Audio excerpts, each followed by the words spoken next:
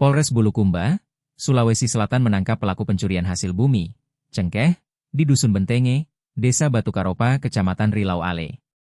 Oknum pelaku tersebut bernama Humaidi, 38 tahun. Ia melakukan aksi pencurian di Dusun Batu Tompo, Desa Bajiminasa, Kecamatan Rilau Ale.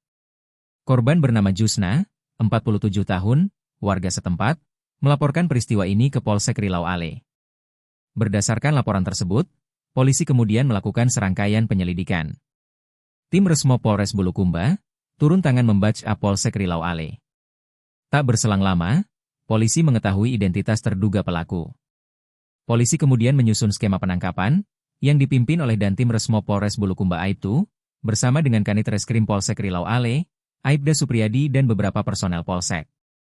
Dari kerjasama tim gabungan, terduga pelaku, Humaidi, pun akhirnya ditangkap pada Jumat, 7 November 2025. Awalnya, Humaidi sempat melakukan perlawanan ketika hendak ditangkap. Dia berusaha kabur dan nekat mengancam aparat kepolisian dengan menggunakan sebilah badik.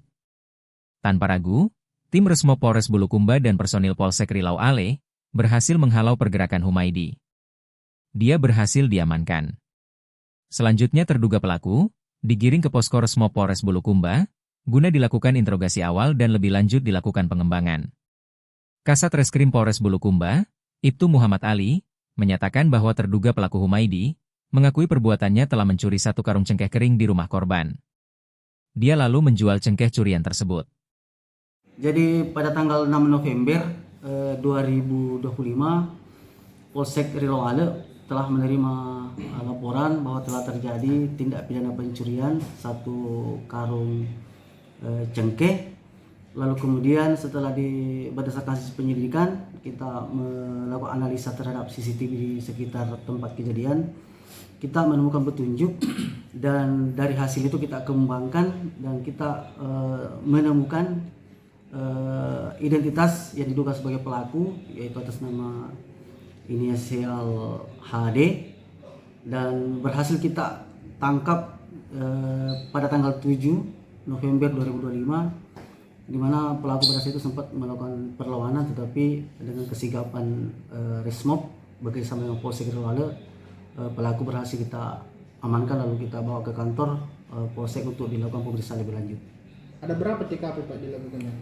Berdasarkan hasil penyelidikan sementara, ada 3 TKP yang sementara kita temukan fakta-fakta. Yang pertama itu di Kecamatan Rilau Ale, dan ada 2 TKP lainnya yang kita temukan fakta bahwa identitas kendaraan yang digunakan oleh pelaku itu dapat kita faktakan bahwa yang bersangkutan juga yang melakukan di 2 tempat kejadian tersebut di Kecamatan Bulukumba.